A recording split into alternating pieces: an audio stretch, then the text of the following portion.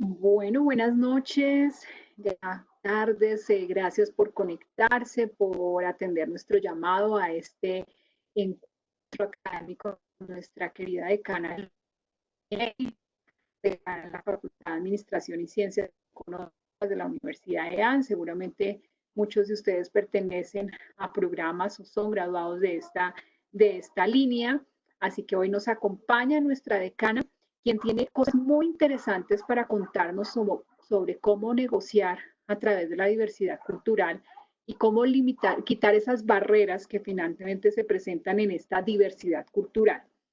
Lorena, gracias por conectarte con nosotros, por aceptar esta invitación, por apoyar a nuestros graduados en estos procesos de formación continua y por estar hoy acá a las 6 de la tarde para iniciar este webinar y contarnos sobre tus grandes conocimientos y experiencias en este tema. Bienvenida y te damos la palabra y toda la sesión es tuya. Muchísimas gracias, Liliana. Muchísimas gracias por propiciar estos espacios entre los graduados y nosotros. Son espacios muy valiosos y yo agradezco muchísimo estar hoy aquí compartiendo con todos ustedes. No sin antes, me gustaría saber por el chat, nos pueden contar de qué programas son graduados los asistentes que están en este momento o si son familiares o amigos de qué programas. Sería bien interesante, sobre todo para poder iniciar esta conversación que vamos a tener el día de hoy. Quiero que sea muy fluida y sobre todo quiero pedirles, yo voy a estar pendiente del chat también, si hay alguna duda, alguna intervención, no me gustaría que fuera solo un monólogo, Lili, sino que ellos pudieran también apoyarme con sus experiencias. Muchos de los que están aquí conectados tienen grandes experiencias en el campo de los negocios, en el campo comercial y obviamente han tenido que trabajar a través de esta diversidad cultural y de todos estos elementos que vamos a trabajar el día de hoy, que vamos a exponer un poco el día de hoy. Voy a tratar de exponerlo más mercadeo, nos dicen por acá. Gaetano, yo te conozco, estudiante mío, en algún momento, yo no olvido nombres. Entonces, bueno, me alegra mucho, por eso me gustaría que me pusieran de qué programas son. Voy a intentar, digamos, sacar aspectos, los aspectos más relevantes e importantes que considero fundamentales que les pueden servir a ustedes de herramientas a la hora de negociar.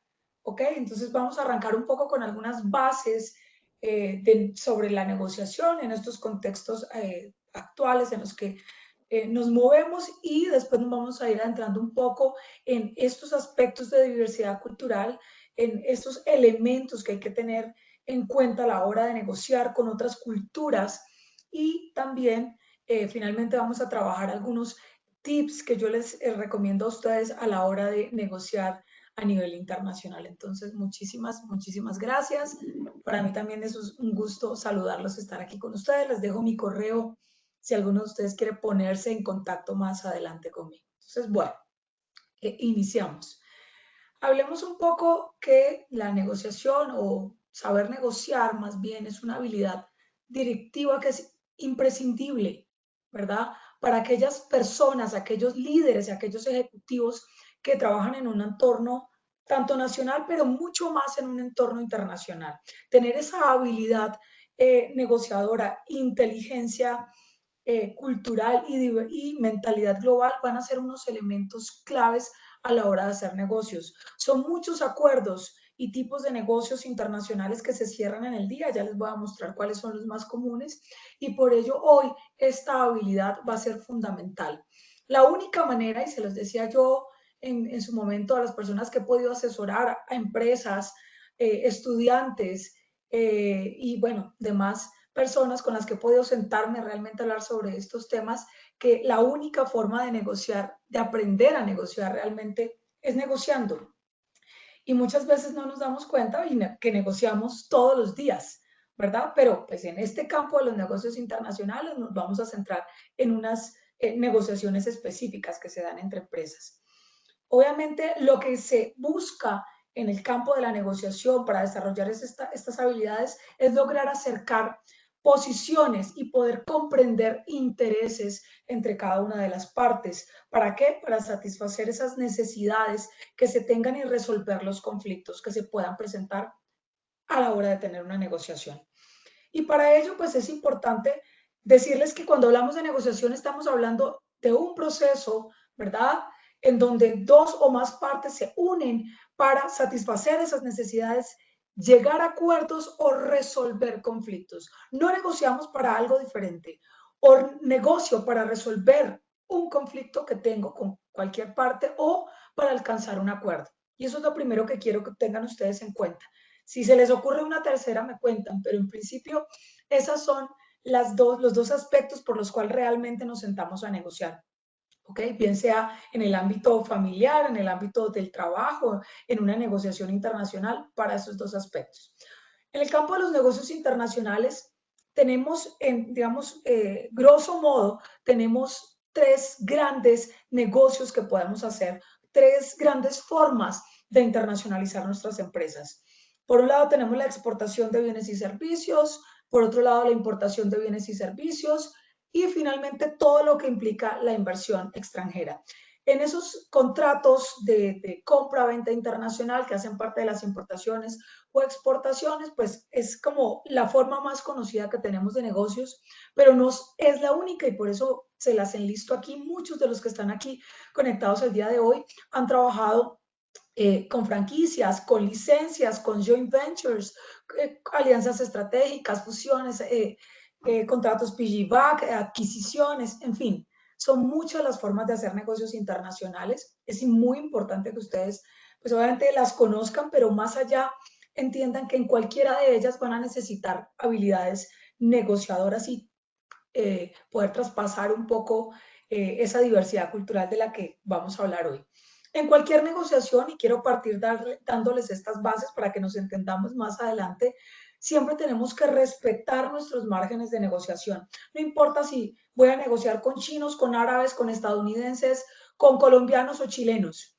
Siempre, independientemente de lo que yo vaya a hacer, tengo que partir por mi margen de negociación. Yo tengo que establecer unos objetivos, de los cuales ya les voy a mencionar, y a partir de esos objetivos, pues voy a tener que trazar unos márgenes en donde encontraremos algunas posiciones de partidas, que son esas posiciones más favorables, las que yo deseo alcanzar ese punto máximo o esa expectativa máxima que me gustaría alcanzar. Debo establecer posiciones de ruptura en donde definitivamente, si bien puedo llegar a hacer el negocio, ahí se me rompe porque ya definitivamente no puedo más. Es esa frase común cuando vamos al comercio comúnmente y nos dicen, no, es que por ser usted hasta ahí no puedo dar más, ¿verdad? Que en el fondo sabemos que no es así, pero digamos que quiero que entiendan un poco que esa posición de ruptura es ahí, es el límite hasta donde yo podría llegar.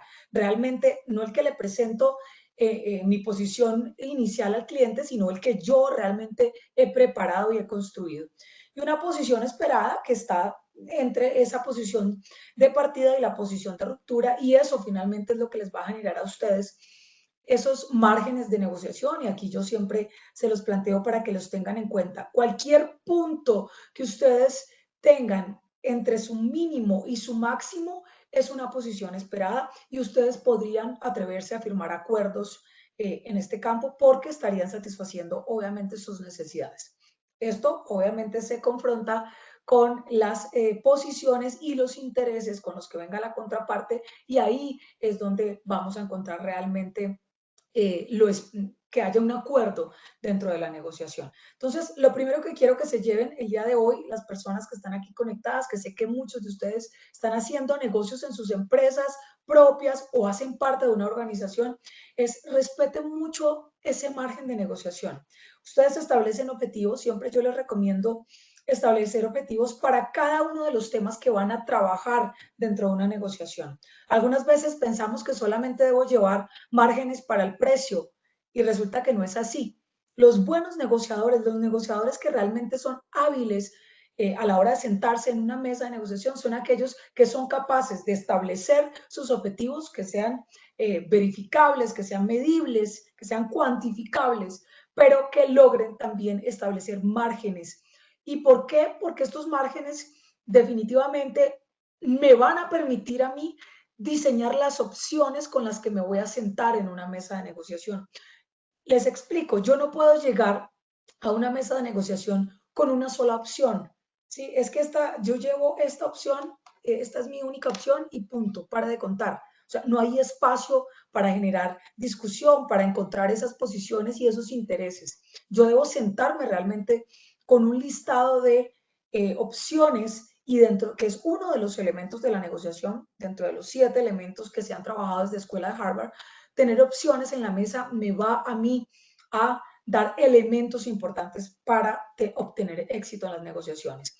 Pero siempre les digo, yo voy a establecer que quiero negociar con un Incoterm. Yo necesito negociar con un Incoterm o me gustaría negociar con un Incoterm DDP. Ese sería mi anhelo. ¿Por qué? Porque quiero que todo, en su momento, toda la carga logística y todos los trámites aduaneros y demás lo haga quien exporta y yo soy el importador. En este caso, pues obviamente tengo que sentarme a la mesa, pero tengo que tener un margen. ¿Qué pasa si el exportador no me puede vender DDP porque simplemente no controla toda la cadena logística? Pues yo quizás pueda tener un punto intermedio y pueda decir, no, bueno, me voy a ceder un poco, estaría dispuesto a negociar entre CIF y DDP y todo lo que haya de ahí en adelante dentro de Incoterms. Eso es importante que lo tengamos en cuenta. Y lo mismo para quien está en la otra parte. Lo mismo con empaques, con embalajes, con medios de transporte y finalmente con lo que nos importa a la hora de hacer una negociación, que es el precio. Entonces, para todo, mi primera recomendación es siempre lleven claros sus objetivos, pero sobre todo tracen márgenes a la hora de negociar. Pónganle número a esos márgenes y van a ver que van a poder alcanzar de una manera mucho más exitosa posiciones y satisfaciendo sus intereses de manera más clara dentro de la negociación. Ahora, otra recomendación importante a la hora de hacer negocios, independientemente que sean negocios nacionales o internacionales, es que tengan en cuenta esas fases que se dan dentro de una negociación. No estoy hablando de la preparación como tal, estoy hablando de la fase que yo voy a tener, esos momentos con los cuales me voy a encontrar con una contraparte. Siempre, y esto lo plantea el profesor Aníbal Sierra Alta Ríos en su libro de negociación y contratación internacional, él recarga mucho la fase emotiva, que a veces la pasamos de largo y hoy me voy a centrar mucho en esa fase emotiva porque ahí van a confluir muchos aspectos como la comunicación verbal y no verbal que son fundamentales y es cómo generamos confianza a la contraparte. Si la otra parte no confía en mí, no llegamos a un acuerdo, es más, no empezamos a negociar. Entonces, es muy importante, dependiendo la cultura con la que estemos negociando, empezar a identificar cómo genero confianza en esa parte. Les pongo un ejemplo. Hay culturas en las cuales el generar confianza consiste, cuando ya estamos cara a cara, en que nos miremos a los ojos fijamente para yo sentir que tengo ahí a la persona. Eso normalmente pasa en algunas culturas occidentales, como la estadounidense, algunas culturas europeas. Les gusta realmente que los alemanes, que se mire a los ojos y se trabaje. Y eso les genera confianza. Una persona que no los está mirando, que está titubeando, quizás mirando hacia otra parte, dando la espalda y demás, pues puede llegar el punto que esto les significa a ellos que algo raro está pasando dentro de la negociación y no les genere confianza.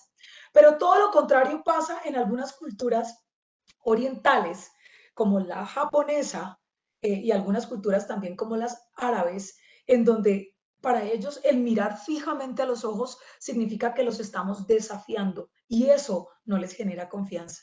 Entonces, imagínense ustedes en este mundo tan variado, por eso hablamos de diversidad cultural, elementos tan básicos como esos van a determinar realmente que yo pueda arrancar en esta curva que ustedes ven ahí y poderme sentar a negociar para poder identificar ahora sí esos intereses y poder ver cómo los vamos a satisfacer. Pero generar confianza no solamente tiene que ver con un tema de comunicación verbal o no verbal, tiene que ver también con la puntualidad, tiene que ver también con responder a tiempo, tiene que ver con la presentación que yo tenga de la empresa, con mi página web, con la presentación que yo tenga de mis tarjetas, con bueno, digamos, todas las herramientas que yo pueda manejar, el idioma que yo domine. Todos esos elementos finalmente me van a mí a dar paso a generar una fase emotiva mucho, mucho más fuerte. Les voy a, discúlpeme que me salió un mensajito aquí. Liliana, ¿me puedes confirmar si siguen viendo mi presentación, por favor? Sí, en este momento estamos viendo tu presentación. Pero ya no en Está modo perfecto. presentación. Ahora sí. Ahora sí está en modo presentación. Ok, Bueno, aquí muy hay bien. bastante participación. En este momento ya contamos con 30 personas en conexión. Hay una persona que nos reporta que es de la especialización en gerencia de proyectos y quería recordarles, aprovechando tu pausa, que si, todas las preguntas que puedan tener para nuestra decana, escríbanlas a través del chat o levanten su manito y, no, y yo me encargo de darles, habilitarles su micrófono para que podamos conversar con Lorena sin que sea tan plana esta sesión. Aprovechemos poder sacarle Claro todo que el sí. conocimiento. Claro que sí, Liliana.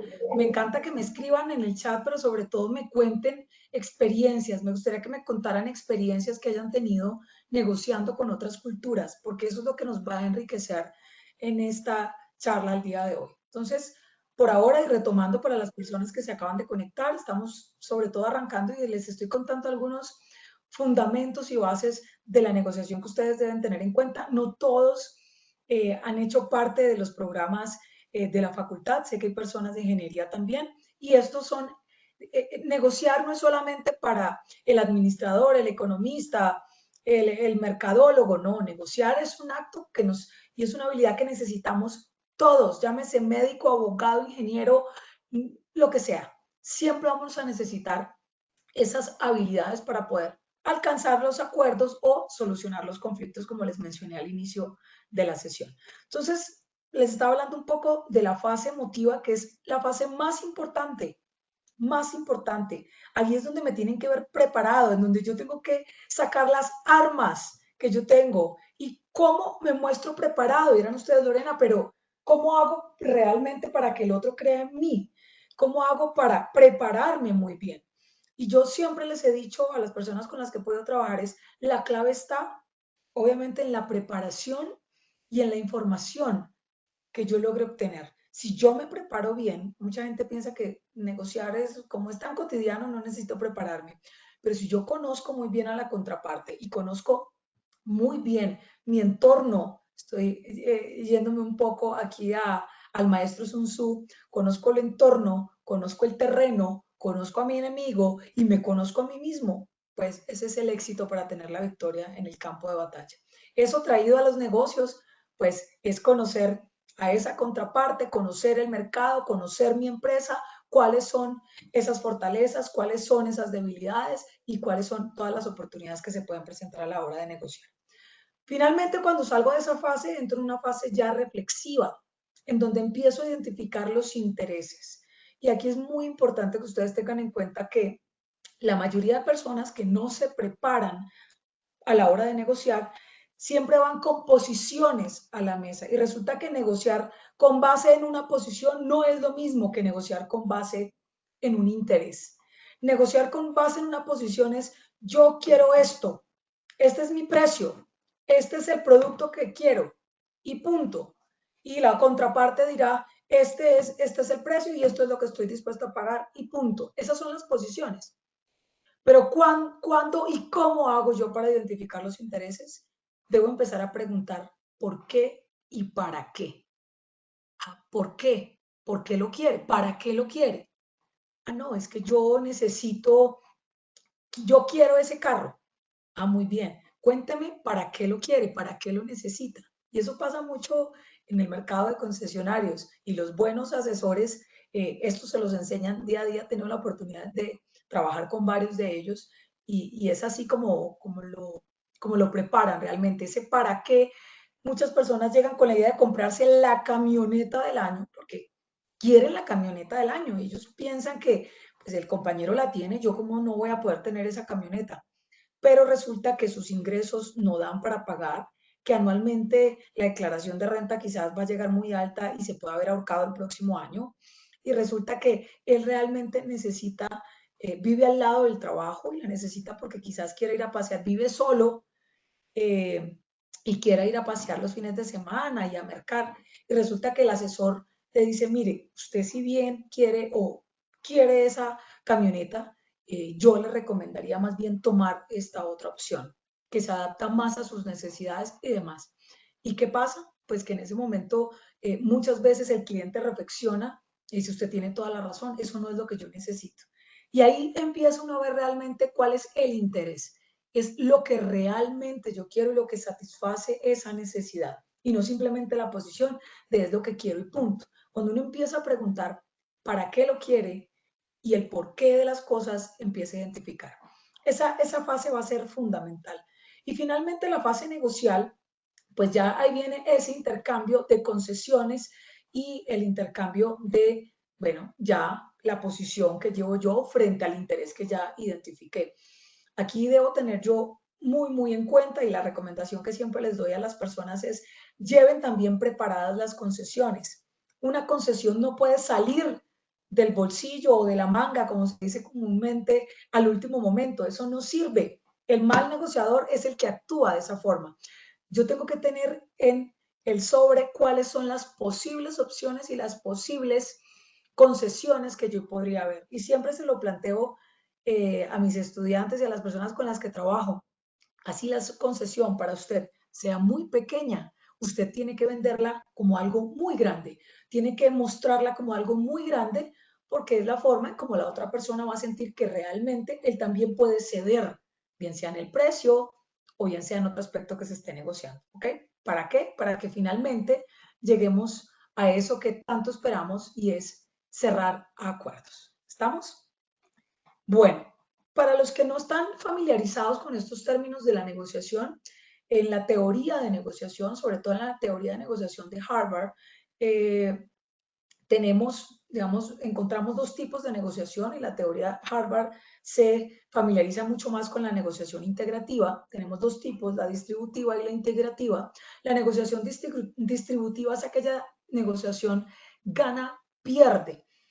También es conocida como la negociación suma cero, en donde lo que yo gano, tú lo pierdes, en donde son esas negociaciones normalmente que van a corto plazo.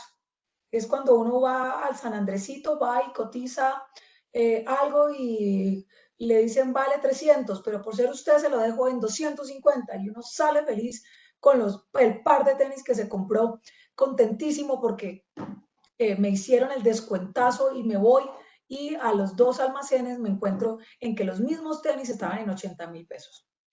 Y ahí como me siento, fatal, ¿les ha pasado? A mí me ha pasado, no sé a ustedes eso, pero he aprendido muchísimo a través de los años. Eso pasa mucho y ese tipo de negociaciones suma cero son negociaciones cortoplacistas. ¿Y por qué pasa? Pues porque el que está vendiendo, él no espera volverlo a ver a usted. Realmente no le interesa fidelizarlo y tenerlo a usted como cliente, porque ya uno sabiendo eso, usted sabe que no regresa. Y si regresa, hay un problema. Ese es el tipo de negociación distributiva, bastante competitiva y conflictiva realmente. Yo no les puedo decir a ustedes que no se vayan a encontrar con este tipo de negociaciones en el mundo real. Ustedes me pueden decir hoy que han tenido este tipo de negociaciones duras, en donde hay la contraparte quiere sacar provecho o de pronto ustedes han querido sacar provecho. Y no es malo querer sacar provecho. Lo que sí les recomiendo es prepararse mucho, porque para negociar de forma distributiva y competitiva hay herramientas y estrategias. Hoy no alcanzo, pero si algún día me vuelven a invitar, hablamos de todas las estrategias, tácticas y técnicas que podríamos utilizar. Pero eso se aprende. Lo que no, digamos, el ideal de toda negociación es que sea integrativa. Es el tipo de negociación win-win, en donde lo que yo gano, también el otro lo gana. No significa que ganamos de forma equitativa, sino que ambos ganamos. Yo me voy contento y usted se va feliz a la hora de negociar. ¿Okay? No nos repartimos, usted se lleva la mayor parte del pastel y yo me quedo con nada, sino que realmente nos repartimos ese pastel de forma equitativa. Ese tipo de negociación es la que busca generar relaciones a largo plazo, fidelizar clientes. se negocia con base en intereses, buscando solucionar su interés y teniendo muchas opciones para poder llegar a acuerdos sólidos y duraderos en el tiempo. Ahora, y es muy importante, saliendo y entendiendo un poco el contexto de la negociación, que ustedes entiendan el conflicto, ¿verdad? Y por eso les pongo aquí esta frase de Heráclito que dice que el conflicto es el padre de todas las cosas, el rey de todas las cosas. Algunos ha hecho dioses y a otros hombres, a unos ha hecho esclavos y a otros libres. Me gusta mucho para que entiendan un poco que en cualquier escenario de negociación que ustedes se encuentren, se pueden encontrar con conflictos. No he entendido el conflicto con una connotación negativa. El simplemente que yo tenga una idea o una posición sobre un tema y la contraparte tenga otra, no quiere decir que nos vamos a agarrar y esto va a ocasionar una pelea y un gran conflicto, que es lo que tenemos en mente. No, un conflicto simplemente es un choque de intereses, un choque de posiciones, y es aquí en donde entra la negociación a ser parte. ¿Qué les recomiendo yo a todos mis estudiantes y a todas las personas que he podido asesorar?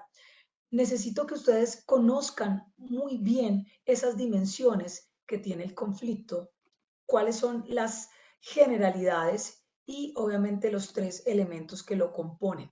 Es muy fácil.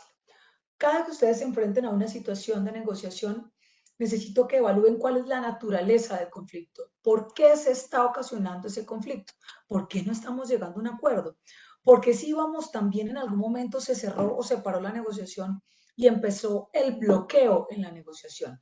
El bloqueo va a ser también una situación bastante común que se presenta, y saber salir de esos bloqueos hace parte de estas habilidades negociadoras. Pero entender la naturaleza del conflicto me da herramientas. Las circunstancias del conflicto, ¿verdad? ¿Qué lo rodea a ese conflicto? Entonces, ¿en qué las circunstancias de ahora son las mismas del pasado? Yo les pongo un ejemplo rápido y es hoy, lo que estamos viviendo, la coyuntura, el mundo nos cambió. Cuéntenme ustedes por el chat y díganme si la forma en que negociaban hoy en sus empresas es la misma que negociaban en diciembre del año pasado o en enero de este año. ¿Será la misma? ¿Son las mismas circunstancias? ¿Han tenido algún caso en que hayan tenido que cambiar la forma de negociar y replantear muchos negocios debido a las circunstancias? Nosotros sí, o yo personalmente sí, y he tenido la oportunidad de replantear convenios y acuerdos que tenía debido a las circunstancias, y me ha tocado sentarme con la contraparte y decirles, no estamos en la misma época, no estamos, no tenemos las mismas condiciones del año pasado y por ende las nuevas propuestas son estas, y hemos podido llegar a acuerdos para, pues obviamente, satisfacer las necesidades. Entonces, a eso hace referencia la circunstancia. Revisemos en qué circunstancias se está dando el conflicto. Y lo más importante que me adelanté ahora era los individuos. ¿Quiénes son los individuos que están sentados? Normalmente decimos que quienes negocian son las empresas, pero los que negocian realmente son las personas, somos nosotros, los seres humanos, viscerales, emocionales. Y ahí nos toca trabajar algunos elementos de liderazgo, de inteligencia emocional, de resiliencia y otros temas que van a ser bien enriquecedores en todas estas temáticas que me apasionan. No sé ustedes, y espero que me estén siguiendo en hilo, pero es muy importante que revisen estos 3 elementos para poder conocer un poco más cómo pueden llevar mejor sus negociaciones y alcanzar acuerdos más exitosos. En el campo de los individuos, no solamente es a la otra parte o a la otra empresa o a la otra cultura, cómo se comportan, si tiene días festivos. No, resulta que es que la otra cultura le puse una reunión a las 2 de la tarde, pero resulta que la cultura de él se toman 2 horas de almuerzos y empiezan a trabajar es a partir de las 3 de la tarde. Resulta que para ellos los viernes no se trabaja porque son sagrados. Tengo que tenerlo en cuenta. En fin, las circunstancias, los individuos y esa naturaleza me van a permitir a mí tener más herramientas. En cuanto al conocimiento de sí mismos, simplemente les dejo algunas herramientas. No sé si conozcan este modelito que es de Thomas Kilmann, que es básicamente él nos presenta los diferentes estilos que tenemos para resolver conflictos. Y yo quiero que ustedes en este momento vamos a hacer un ejercicio, por favor. Esto no es una camisa de fuerza, pero quiero que sea un poco más interactivo, Lili. Si alguno de los estudiantes quiere comentarnos algo acerca, pues está abierto el chat para que lo haga. Entonces, Claro que sí. Les recuerdo que solamente es necesario levantar la mano o escribir a través del chat y nosotros vamos a ayudarle a compartir su opinión. Así que adelante. muchas gracias, Liliana. Entonces, les comentaba, tenemos este modelo de estilos para afrontar un conflicto o cómo resolvemos un conflicto. Son 5 escenarios en los cuales vamos a trabajar 2 variables. Por un lado, la asertividad y por el otro lado, la cooperación. ¿Qué tan cooperativo soy con el otro para alcanzar ese acuerdo? Y en la asertividad es qué tan directo soy, ¿verdad? ¿Qué tan asertivo y qué tan directo soy a la hora de decir y de tomar las decisiones? Por un lado, tenemos este que está aquí en rojito o moradito, no sé cómo les aparezca a ustedes, que es el estilo competitivo. Y quiero que ustedes hagan, no quiere decir que es que yo soy solo competitivo o solo colaborador o solo comprometido o solo complaciente o evasivo, no. Nosotros nos ponemos el sombrero, el estilo que necesitemos como lo necesitemos, pero siempre hay uno de estos que impera más sobre el otro. Me gustaría, Lili, cuando terminemos, yo poderles enviar a ellos un test para que lo hagan en su casa y se hagan ese autoexamen y sientan Claro que y sí. evalúen un poco cuál puede ser ese estilo que más prima en ellos. Yo les voy a comentar para que entiendan cuando les mande el test cómo funciona. Este competitivo, pues, es altamente asertivo, es muy directo, pero miren ustedes, es bajo cooperativo, no es tan cooperativo, no es muy cooperativo. Y les voy a poner un ejemplo muy sencillo, por favor, todos trasladémonos a las salas de cine, cualquiera, a una sala de cine y hay 5 amigos. Y en esa sala de cine tenemos a un competitivo, un colaborador, un comprometido, un complaciente y un evasivo. Ese competitivo, ¿verdad? Es altamente asertivo directo, pero no es muy cooperativo. Realmente no le interesa lo que piensen los otros y se encontraron en la sala de cine, pero tienen un conflicto. No saben qué película ver. Están con el conflicto. ¿A cuál película entramos? ¿Les ha pasado? A mí me ha pasado mucho. Y se vuelve un conflicto. Y uno dice, bueno, ¿y ahora qué hacemos? Y aparece el competitivo. Y el competitivo es ese que dice, no, lo siento mucho, pero vamos a ver, no sé, King Kong y punto, es lo que yo quiero ver. Ya, se acabó. Y el resto, pues, si no hay nadie igualmente competitivo, pues la gente dice, listo, además está invitando las entradas, está bien. Él resolvió el conflicto de una manera competitiva, no entró a preguntar, a negociar, poco cooperativo, pero muy asertivo. Por el otro lado, tenemos aquí este azul que les muestro que es el estilo colaborador, en donde encontramos a esa persona que es altamente asertiva, pero también altamente cooperativa. Es esa persona que le preocupa conocer qué quiere el otro, pero no solamente conocer, sino cómo llegamos a un acuerdo para que todos satisfagamos y estemos satisfechos con la decisión que tomamos, podamos estar satisfechos con la entrada a cine. Entonces es esa persona, el amigo que entra y dice, bueno, ¿ustedes qué quieren ver? Y todos empiezan a decir qué quieren ver. ¿Y usted por qué quiere? Acuérdense el por qué, el interés. ¿Y usted por qué quiere ver esa? No, porque es que me la recomendaron, esa película es buenísima, aparte la actriz me encanta, y no, a mí me encanta esa de acción, a mí me fascina esta otra. Y finalmente pueden llegar a la conclusión que esa no era la sala de cine, que quizás le toque irse, moverse, estaban en Emperador y les toca irse al Andino porque allá sí está la película que a todos les gustaría y todos quedarían satisfechos a la hora de ver. Entonces, ese es el colaborador. En la mitad tenemos el que siempre está ahí, también se llama el estilo transigir o comprometido. Es más, esa persona que no es ni tan asertiva ni tan cooperativa, quiere resolver rápido el conflicto, no se va a quedar como el colaborador preguntando por qué, para qué, sino busquemos una solución rápida en donde todo el mundo esté contento, pero rápidamente. No importa si es por encima de lo que él quiere. Lo que no quiere es entrarse, como adentrarse en problema y quedarse ahí media hora sin saber. Es el amigo que siente y le dice, bueno, ¿ustedes qué quieren ver? No, pues a mí me gusta la de acción. Bueno, ¿y a usted cuál? A mí me gustan las románticas. Bueno, listo, mire, hay este drama romántico. Camine, no es ni el drama, no, ni la qué comedia, pero no importa, es para entretenernos, entremos y ya. así él no se sienta gratamente satisfecho, pero se resolvió el conflicto del problema. Tenemos por otro lado el amarillo aquí, que es el evasivo, que es bajo cooperativo y bajo asertivo. Ese es más fácil, ese me lo entienden ustedes mucho más fácil, y es el amigo que simplemente dice, ¿qué quieren ver? Y él dice, escojan lo que quieran, no me importa, o sea, me da igual, la respuesta me da igual. Él no quiere entrar, él deja que los otros amigos se peleen. En la vida real de los negocios, encontrarse con una persona vacía es complicado. No quiere decir que sea malo.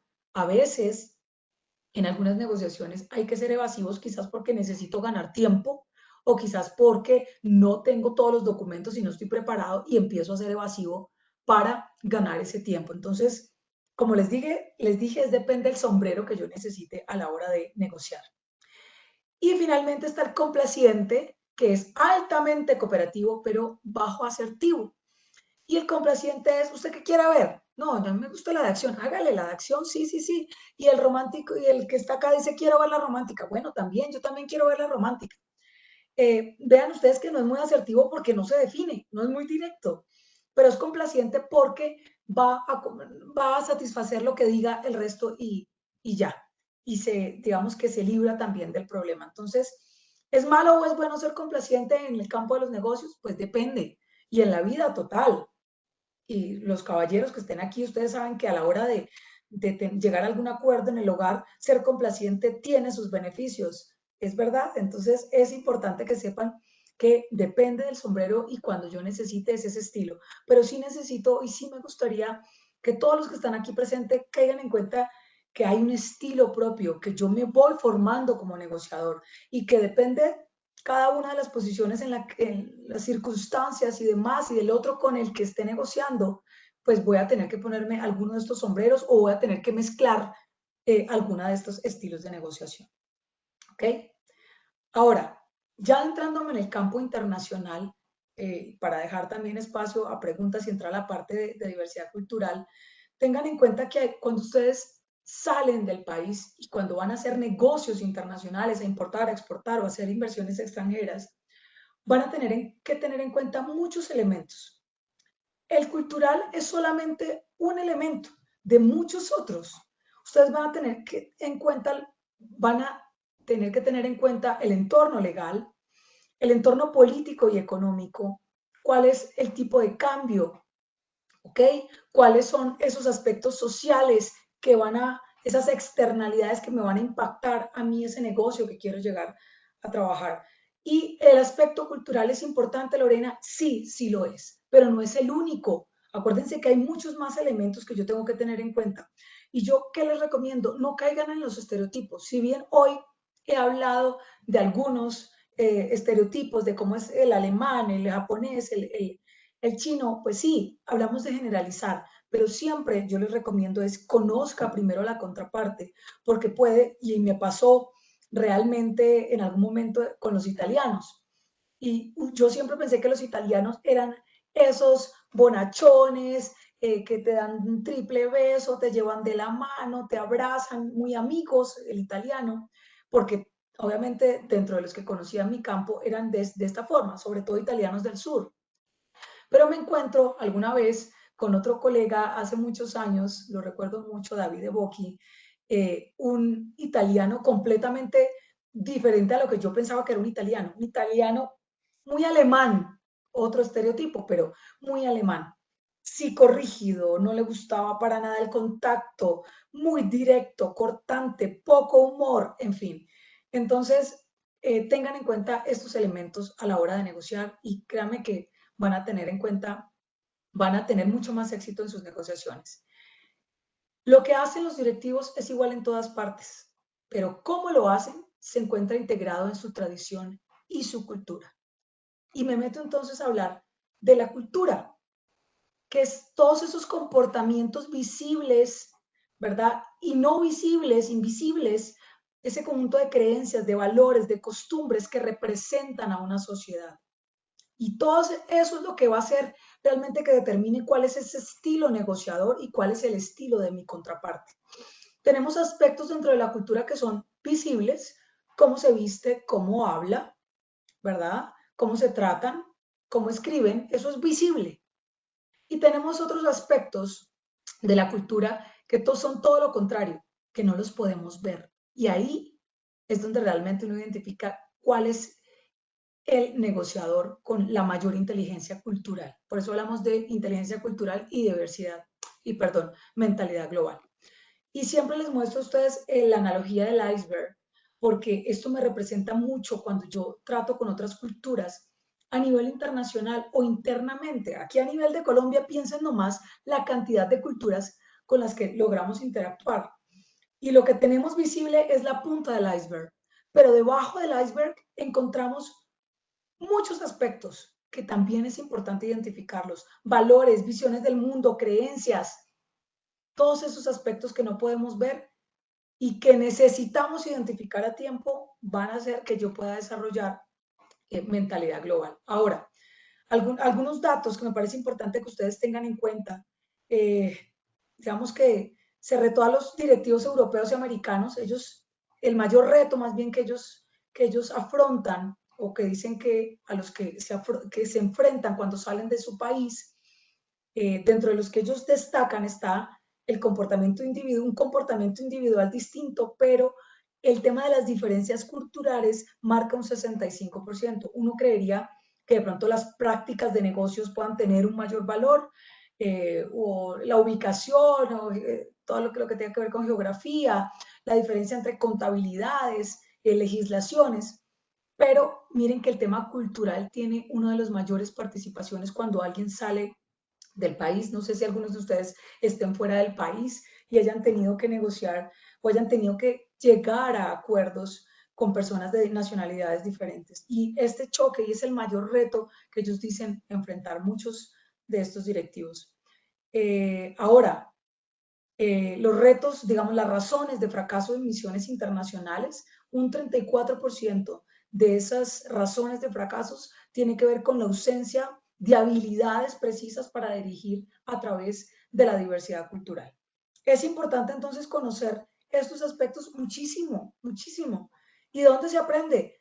Pues se aprende viajando, claro que sí, se aprende en la práctica también, pero para eso nos preparamos, para eso tenemos cursos de negociación, cursos de liderazgo y de estrategias de negociación y de tácticas y bueno, ojalá pudiéramos hablar de muchos otros temas que sé que pueden ser muy útiles para ustedes, pero les voy a dar generalidades. Miren ustedes un filtro cultural y un ejemplo que yo siempre les pongo que me parece importante. Percepción que brasileños y japoneses tienen sobre una tercera nacionalidad. ¿Ok? Vamos a ver la percepción que tienen los brasileros sobre los norteamericanos. En este caso están hablando de los estadounidenses. Y los japoneses, ¿cuál es la percepción que tienen de la misma cultura de los estadounidenses? Los brasileros dicen, los estadounidenses siempre andan con prisas, son muy serios, son reservados, muy precavidos, muy contenidos, muy fríos, muy metódicos. Eso es para los brasileros. Yo creo para algunos del resto de latinos, colombianos también podría serlo. Pero para los japoneses, ¿cuál es la percepción que tienen de estos estadounidenses? Pues les parecen muy relajados, amistosos y espontáneos, descuidados, desinhibidos, emocionales e impulsivos. Y estos, bueno, todas estas son entrevistas que se han hecho a muchos gerentes en el campo de los negocios en Pricewaterhouse y es muy curioso. Y ellos dicen, miren lo importante que es poder tener una visión propia y no tener el estereotipo, sino la visión propia de cómo me relaciono y cómo, pues obviamente voy a alcanzar acuerdos con esa cultura. Y a eso lo llaman el famoso sesgo cultural, ¿verdad? Hay que tener mucho cuidado, que no les pase lo del rinoceronte, señores. El sesgo cultural, que lo único que ven es el cuerno, pero resulta que detrás de ello hay mucho más. Eso, todo lo que está debajo de ese iceberg que les mostré, va a ser bien importante y muy fundamental. Entonces, ¿por qué es tan importante hablar de cultura en los negocios? Porque afecta nuestro modo de pensar, porque afecta el modo de actuar y de organizarnos, el modo de relacionarnos con las otras personas, de cómo nos relacionamos y cómo los percibimos, sobre todo. No todos percibimos a los demás de una misma forma y por eso es tan importante trabajar estos elementos. ¿Para qué? Para desarrollar mentalidad global, que es lo que yo espero, y es esa capacidad de reconocer e interpretar todas esas señales visibles y no visibles, sacar provecho de ellas y poder defenderme en el campo internacional de los negocios. ¿Ok? Eso, digamos que hay un modelo que durante años yo he trabajado, se los voy a presentar muy rápidamente para entrar ya a hacer alguna discusión de estos temas, y es el modelo Culture Wizard Model. Y este modelo de mentalidad global me va a ayudar a mí en temas de búsqueda, contratación global, de movilidad global, de marketing a nivel internacional, y sobre todo en cómo nos colaboramos, nos relacionamos, esa sabiduría global que tanto yo voy a necesitar como elementos a la hora de negociar con una cultura extranjera. El Culture Wizard Model tiene 7 elementos. Por un lado tenemos la jerarquía y el igualitarismo, el enfoque grupal, el manejo de relaciones, los estilos de comunicación, la orientación al tiempo, el manejo del cambio y la motivación entre vida y el trabajo. Estos elementos son muy importantes a la hora de hablar de diversidad cultural, sobre todo jerarquía e igualitarismo. Arrancamos con este, porque se refiere a la forma en que las personas ven la autoridad, ¿verdad? Vamos a encontrarnos con culturas y con sociedades más igualitarias y culturas y sociedades más jerárquicas, ¿verdad? Es cómo vemos a la autoridad y cómo vemos al poder. Es muy importante, si ustedes van a negociar con otro país, identificar este elemento. Oiga, ¿cómo será que ellos se identifican? Voy a ir a negociar con Japón. Pongo un ejemplo. ¿Será que la sociedad japonesa es más igualitaria o es más jerárquica? Porque eso va a determinar las relaciones. ¿Cómo ellos ven el poder? ¿Sí? ¿Cuánta deferencia tengo yo frente a la autoridad? Si realmente se sienten libres a la hora de hablar y expresarse, o definitivamente son personas que están coartadas y hacen lo que el jefe diga porque es simplemente jerárquica. En esas sociedades igualitarias, a diferencia de las jerárquicas, son sociedades en donde el empleado o la persona se trata con principios de igualdad, tiene el mismo trato y las mismas oportunidades. Los líderes empoderan a las personas, valoran sus ideas, le preguntan a la otra parte, ¿qué piensas? A los empleados, ¿qué aportes tienen? Y realmente ahí es donde se construye la relación, ¿verdad? Digamos que el tema de lujos excesivos y demás no se consideran muy bien vistos para este tipo de sociedades. ¿Qué tipo de sociedades igualitarias encontramos en el mundo? Según Solomon y Shell, podemos encontrar sociedades como la canadiense. En América Latina tenemos sociedades como la chilena, donde ustedes pueden ver de pronto hombres muy prestantes y demás en tenis y camiseta pagando sus servicios en el banco. En Canadá también, en Reino Unido es una sociedad igualitaria en términos generales. Vuelvo y digo, no podemos generalizar, pero son algunos de los elementos que nos plantean. Suiza, Noruega, todos estos países nórdicos también son sociedades muy igualitarias, y es el trato que se tiene dentro de ellas, y es importante conocerlo. Sociedades jerárquicas, pues ya se imaginarán, sociedades como las asiáticas. En principio Japón es jerárquico, China también es una sociedad completamente jerárquico, los árabes son jerárquicos.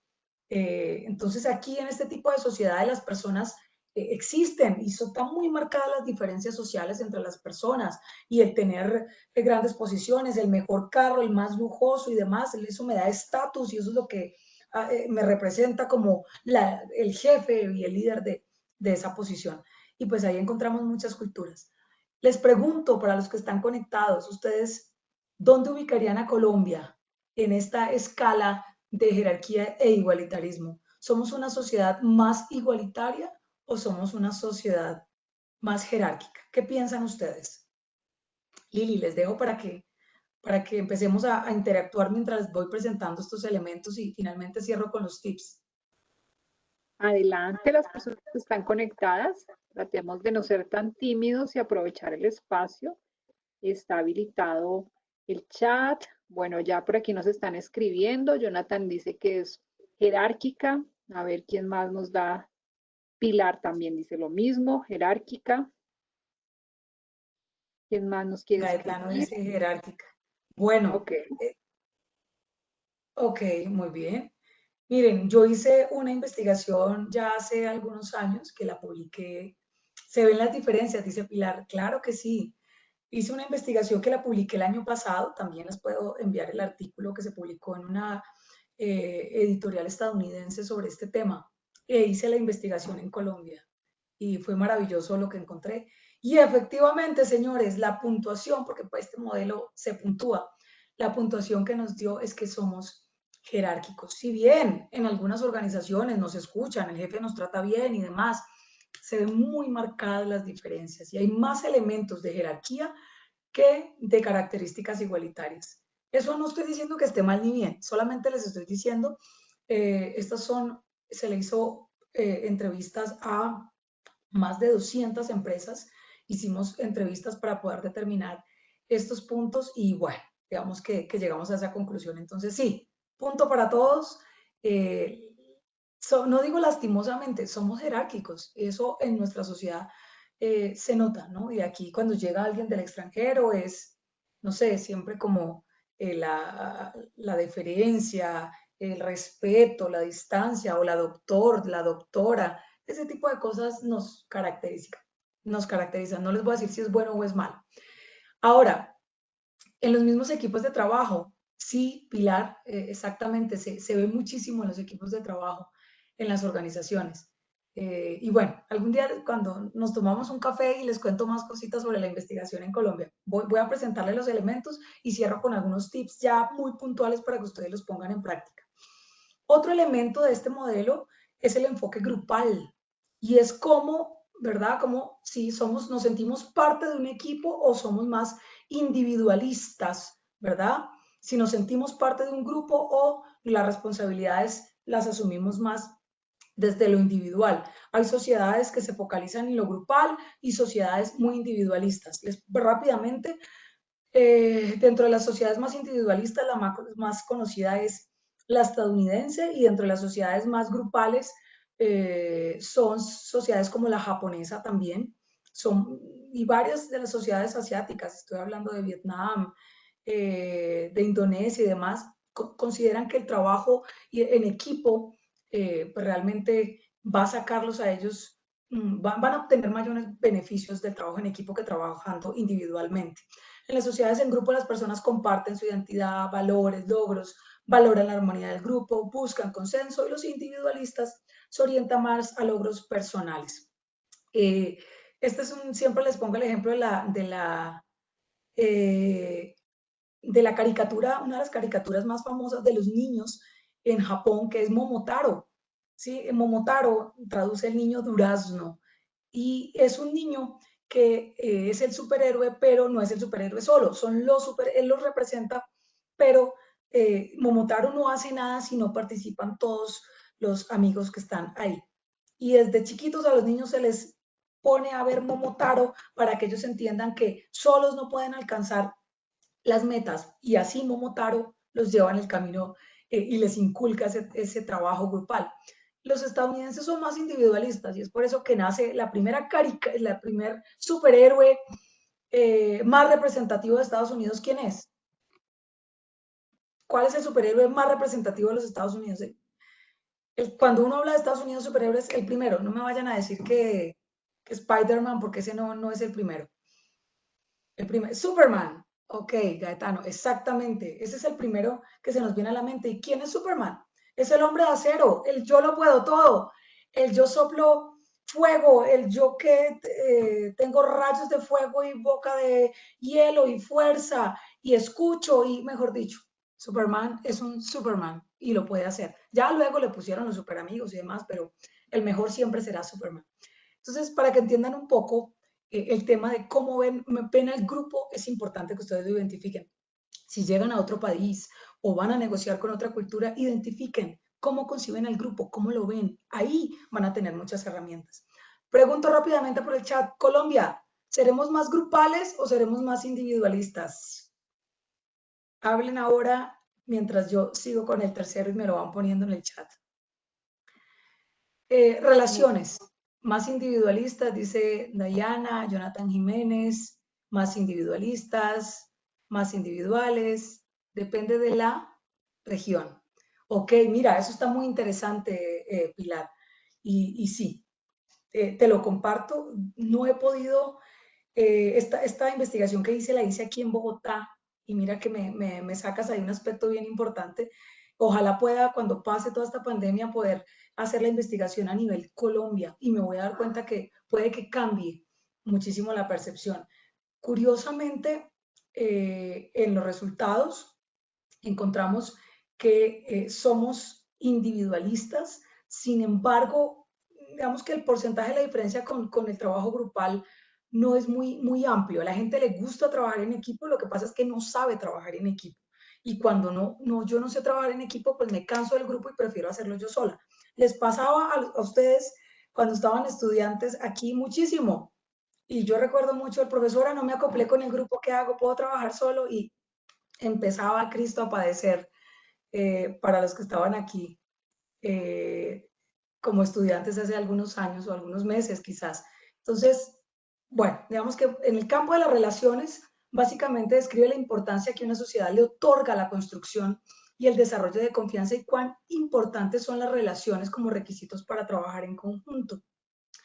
Hay culturas más transaccionales y hay culturas altamente relacionales. Voy a ir mucho más rápido solamente para presentarles, obviamente, culturas que valoran más la relación directa y para otras simplemente la relación es corto plazo, es una necesidad, trabajamos simplemente porque nos tenemos que ver, pero aquí no hay amistad, aquí no hay una relación mayor.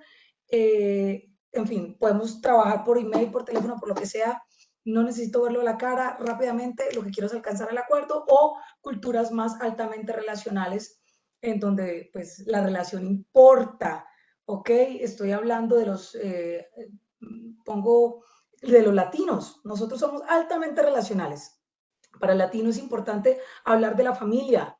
Nosotros arrancamos una negociación preguntándole al otro cómo está, cómo se siente, cómo está la familia, cómo está el esposo, dónde dejó los niños. Eso pasa y es común.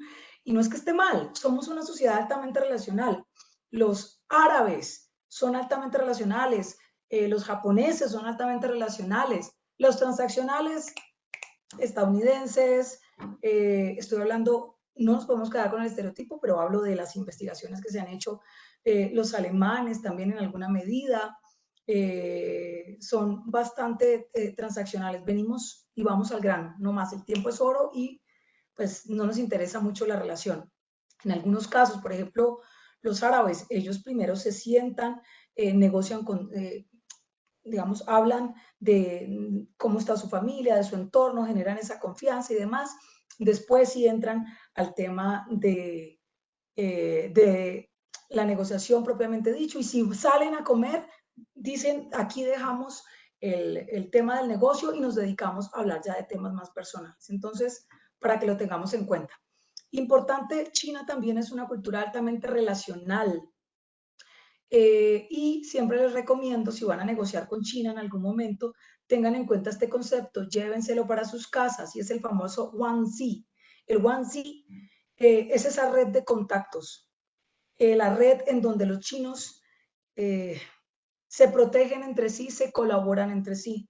Si a uno cuando va a negociar con China le recomiendan que que conozca o se alíe o tenga algún One-Z cerca, o si alguien te puede vincular a un One-Z, porque negociar con China cuando nunca se ha negociado puede ser perjudicial. A mí me ha pasado personalmente, aprendí de mis errores, y es, obviamente me venden algo por catálogo, por internet, que no es lo que realmente yo esperaba que llegara, me siento tumbada, no hay a quien reclamarle, es muy difícil, en fin. Pero si usted entra a través de un One-Z, va a ser mucho más fácil porque ellos hacen parte de usted, hacen parte de ese One-Z, de esa red de contactos. Estilos de comunicación, importantísimo, señores, importantísimo. Vamos a tener culturas mucho más de contexto alto y de contexto bajo, ¿verdad? Las culturas de contexto bajo son, digamos, son sociedades o son culturas en donde la comunicación se prefiere mucho más directa, sin arandelas. No y sí, y punto. ¿Por qué? Pues no cumplió con mis expectativas, muchas gracias, no podemos hacer negocios, hasta luego. Y las culturas de contexto alto son culturas en donde el estilo, el tono de voz, cómo miro, si le presenté la suela del zapato, si le pasé, si lo señalé con el dedo o señalé con la mano. Recuerden que en China señalar con el dedo es de mala educación, se debe señalar es con la mano completa, o en los países árabes el comer con la mano o saludar con la mano izquierda es de mala educación, la mano izquierda no está bien vista. Todos esos aspectos son tenidos en cuenta con culturas de contexto alto. La comunicación es muy importante, lo que les decía ahorita, cómo miro, cómo me siento, todo, absolutamente todo va a ser parte. Entonces es muy, muy, muy importante si sonrío. En algunas culturas como la vietnamita, el sonreír quiere decir que se están sintiendo a gusto dentro de la negociación. Entonces, si ustedes están sentados con un vietnamita haciendo negocios y ustedes lo ven completamente parco y serio, algo puede estar pasando. Son personas que cuando les va gustando, les sonríen constantemente, están sonriendo. Nos pasa también con los japoneses. El japonés puede que todo momento esté, en este caso puede estar sonriendo y puede estar asentando con su cabeza y al final finalmente les diga, ¿sabe qué? No, muchas gracias. Siempre hay un dicho que dice que los japoneses tienen más de 100 formas de decir no y una de ellas es sí. Entonces, ténganlo en cuenta, este aspecto es bien, bien, bien importante cuando ustedes van a trabajar con otra cultura.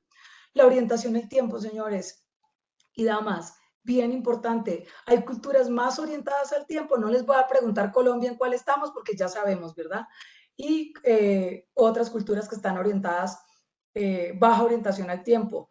O culturas muy puntuales, culturas que quieren salir rápido de la negociación, donde el tiempo es oro, otras culturas en donde pues la puntualidad de pronto no es muy importante, donde lo que quiero primero es conocerlo, donde me puedo tardar días y hasta meses conociéndolo y no es muy importante, sino lo más importante es generar confianza para después sí tomar decisiones a la hora de negociar. La tolerancia al cambio es muy importantísimo, identificar cuando voy a trabajar con otra cultura qué tan tolerantes son al cambio. Bueno, Colombia ya nos pasamos algunas, pero somos muy poco orientados al tiempo, no somos altamente orientados al tiempo. Tolerancia al cambio, vamos a encontrar culturas más adversas al cambio y culturas más tolerantes al cambio.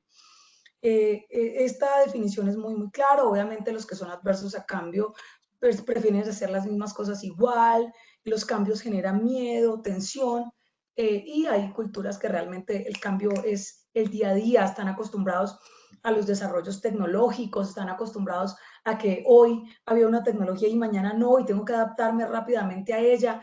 Entonces, bueno, aquí nosotros como colombianos, lastimosamente, somos adversos al cambio todavía dentro de las investigaciones que hemos hecho hasta el momento.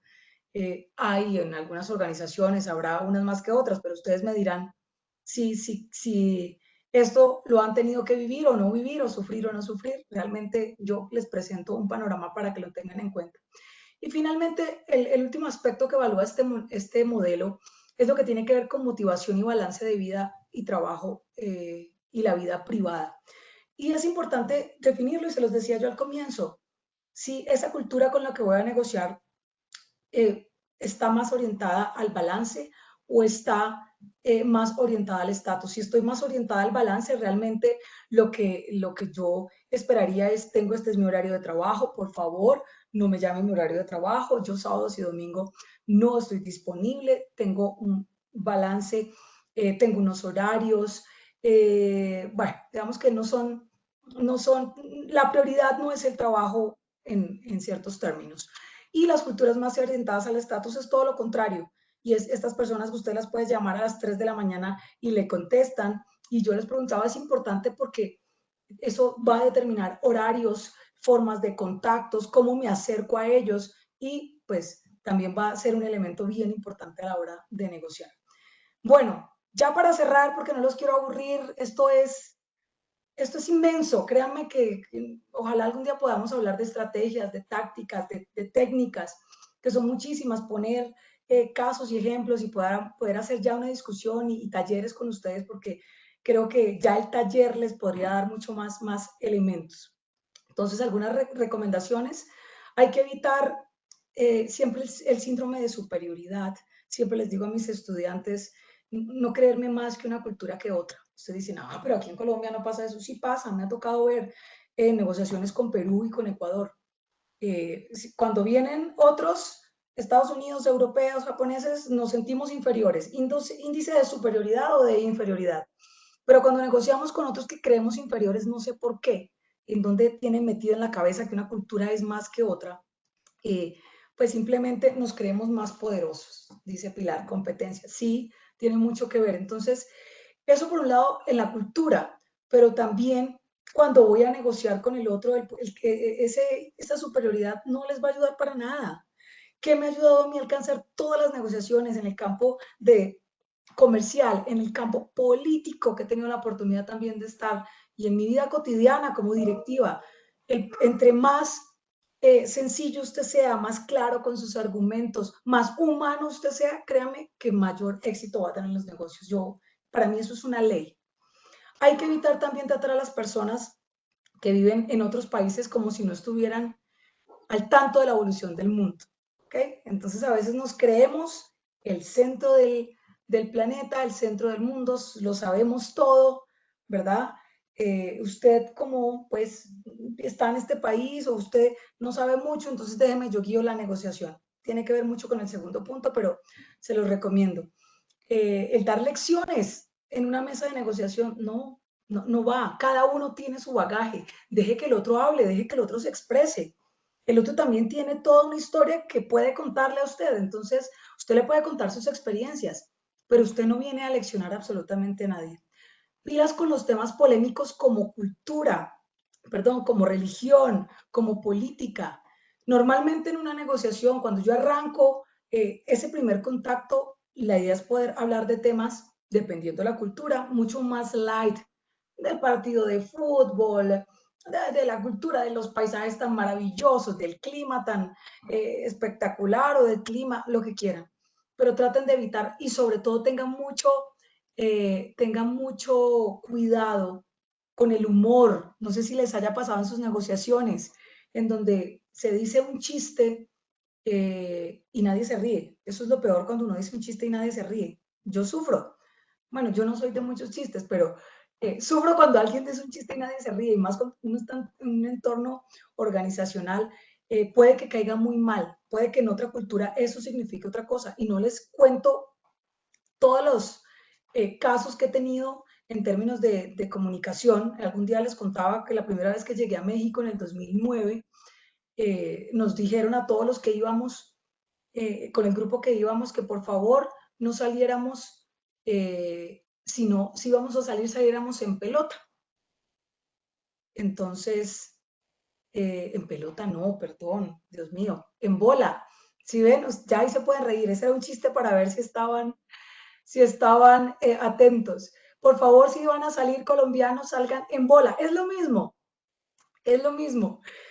que en nosotros significa estar en pelota. Y pues obviamente cuando llegamos a México y nos dicen, por favor, si van a salir, salgan en bola, pues todos nos miramos, dijimos, oiga, México, país encantador, bastante liberal, estábamos en verano, entonces de pronto dijimos, se están refiriendo pues que nos quitemos todas las chamarras y lo que traíamos puesto, pero no, allá en bola significa salir en grupo. Pero resulta que la misma expresión en Perú significa salir embarazado. Entonces, si van a salir, salgan en bola, significa salgan embarazados. Entonces, imagínense, yo iba con un grupo de estudiantes terrible. Si hubieran sido peruanos, quién sabe lo que hubiera traído yo de México.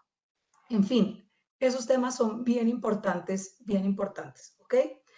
El tema de no perder la cara, lo llaman los negociadores a nuestros interlocutores, sobre todo cuando estamos en presencia de colegas, ¿sí? Esto es bien importante en una negociación. Muchas veces pasa que el otro me está hablando, estoy negociando y me entró una llamada, hoy pasa más que nunca, ¿verdad? Y ya me entretuve aquí y lo perdí, ya usted dejó de existir. Pero usted cree que como usted es tan inteligente, pues usted escucha y al mismo tiempo atiende. No importa si usted está conectado por videoconferencia, señor.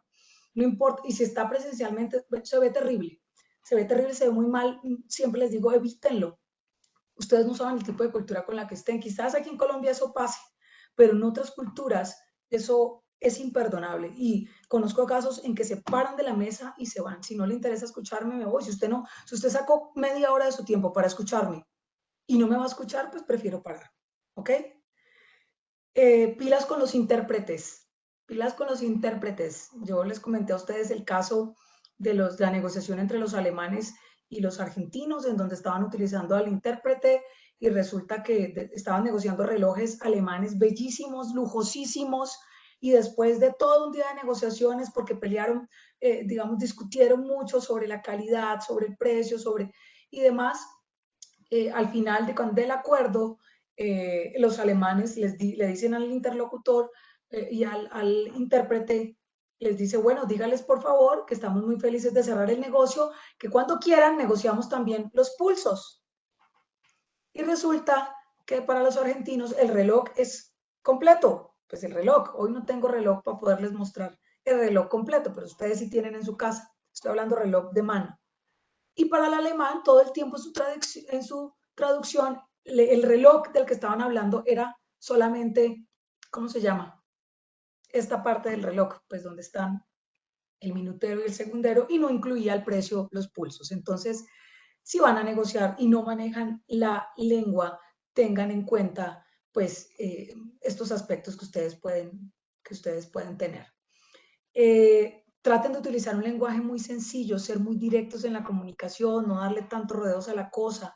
Sean cuidadosos con comunicaciones escritas, ¿ok?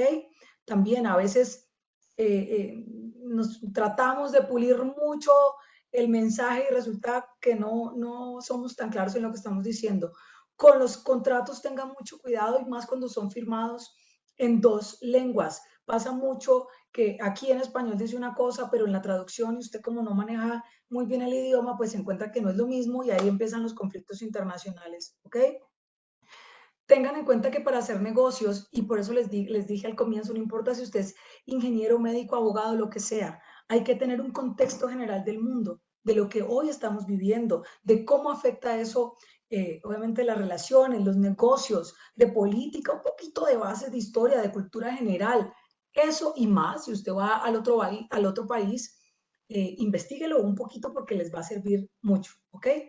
Y finalmente, en esta parte cultural, tengan en cuenta aspectos de protocolo y etiqueta, de vestimenta, de los colores. Este color para esa cultura no es muy apropiado, el rojo no se usa para los negocios, el verde no se debe usar en Japón, el rojo está muy bien visto en China. Bueno, todos estos elementos son importantes. Si usted no valora todos estos elementos y va a salir a negociar a nivel internacional, no va a triunfar. ¿Okay? Sin habilidades interculturales no puede lograr todo su potencial. Si ustedes se meten en este cuento, lo van a disfrutar mucho, van a conocer mucho. ¿Okay? Sus clientes, colegas y proveedores probablemente provengan de diferentes culturas y es importante conocer todas esas creencias y valores que están debajo del iceberg, ¿ok? ¿Para poder qué? Para poder realmente conocer los intereses y satisfacer sus necesidades. Comprender la cultura es muy importante como usar la moneda, ¿ok? Los productos y servicios y expectativas del cliente son diferentes en cada cultura. Es importante el etiquetado, el empacado, el color de lo que voy a vender, en fin, si va con qué tipo de energía tengo que, de conector para energía tengo que diseñar mi producto. Bueno, todos estos aspectos son importantes. Y mucho cuidado porque que estemos en un mundo globalizado no significa que todos nos estemos volviendo iguales. ¿Okay? Ese tema de la cultura global no es tan cierto. Bueno, si bien la globalización cada vez está más presente y hay menos barreras de tipo comercial, y lo pongo entre comillas, y barreras de otro tipo, siempre nos vamos a encontrar con culturas que valoran mucho sus preferencias, sus necesidades, sus costumbres y bueno, todo lo que quieren para alcanzar sus acuerdos. A ustedes muchísimas gracias. Espero que esta charla, estos elementos les hayan servido en su día a día y espero, gracias, volverlos a ver muy pronto para que sigamos discutiendo sobre estas temáticas. Liliana, gracias. Apreciada Lorena, gracias por el tiempo, por darnos esos tips tan importantes que necesitamos en el día a día. Creo que la negociación la hacemos en cada minuto, como lo dijiste tú desde la casa. O sea, la negociación no es algo que digamos, ah, no, yo no trabajo comercial, yo no trabajo gerenciando empresas, yo, entonces no es necesario. Yo para qué aprendo a negociar. Negociamos con la persona que está al lado nuestro. Negociamos el plato de comida, la película que vamos a ver, bueno, tantas cosas y eso hace que necesitemos esas buenas habilidades y más en un entorno tan cambiante como el que tenemos hoy, con unas tendencias tan distintas a lo que veníamos acostumbrados a manejar, que finalmente el negociar y el saber cómo vamos a enfrentar este nuevo cambio en esta nueva vida, este nuevo tiempo, estas situaciones distintas, pues nos hace pensar qué vamos a hacer, cómo vamos a trabajar. Entonces, Claro que sí, Lili. bueno, aquí dice, aquí nos está escribiendo Pilar y nos dice que tengamos la oportunidad de trabajar los temas en talleres y poder compartir un poco más de lo que, de lo que hemos vivido con Cuando empresarios. quieran, cuando gusten, Claro que sí. armamos un taller, pero ya diferente, en donde ellos puedan hablar, compartir, hacemos taller de estrategias, de tácticas, de técnicas, nos sumergimos en algunos casos particulares. Hoy por el tiempo sé que no era el día, pero los invito a que podamos hacer ese trabajo más adelante. Claro que sí, programaremos unas nuevas sesiones. Lo importante es que ustedes participen, que nos escriban a la oficina de graduados, graduados@universidadean.edu.co, donde nos digan, oye, nos gustaría que nos hablaran de tal tema. Y ya nosotros nos encargamos con nuestros decanos, nuestros docentes, a tratar de programar estos espacios que sin duda nos dan como unos tips. Ahí sí que vamos haciendo una maletica de herramientas, las herramientas más importantes. Entonces, vamos buscando cómo suplir esa información y cómo aprender. Esto se llama aprendizaje continuo y recuerden que la oficina de graduados está en pro para que ustedes puedan recibir este tipo de herramientas, este tipo de orientación y además de todo, pues estar en contacto con nuestra universidad EAN, con nuestra alma mater y sentirnos muy orgullosos de lo que pasa aquí. Gracias a ustedes. Bueno, acá nos dicen que si les vas a regalar el test para conocer el tipo de negociador. Entonces, si quieres, Lorena, Te lo mando a tu correo y tú se los sí, compartes. entonces, y yo se los comparto con la grabación para que echen una chequeadita a la orientación que nos dio Lorena y puedan realizar el test. Nos escribe Elizabeth, gracias, Universidad EAN, por compartir tanto conocimiento. Somos para ustedes y de ustedes y por eso estamos aquí en este momento. Entonces, gracias nuevamente, feliz noche, feliz fin de También semana. la presentación se las comparto, Lili, para que la tengan. Solamente reiterarles muchísima fuerza y muchísimo ánimo en estos momentos. Ustedes son parte de esta universidad y siempre lo van a hacer. Hoy soy la decana de la facultad, pero sigo siendo esa docente que ama lo que hace y apasionada por mis estudiantes y por las personas que han pasado por esta casa. Si nos necesitan, escríbanos. Ahí les dejé mi correo. Si quieren hablar de diferentes aspectos, háganlo, que aquí vamos a estar para apoyarlos. Esta siempre va a ser su casa. Cuídense mucho, cuiden a sus familias y gracias por estar aquí. Muchas gracias, Liliana. Gracias a ti, Lorena, qué lindas palabras y gracias a todos por estar tan activos. Así que les deseamos a ustedes una excelente noche, que disfruten este fin de semana cuidándose en familia, aprovechando estos espacios. Miren que la universidad ha brindado todas las herramientas, desde la oficina de graduados, decanaturas, facultades, instituto, bueno, tantas herramientas que ustedes pueden acoger y usar en medio de esta nueva situación para coger nuevas herramientas. Entonces, les deseo una excelente noche, descansen, sean muy felices y estamos en contacto. Feliz noche. Gracias, Liliana.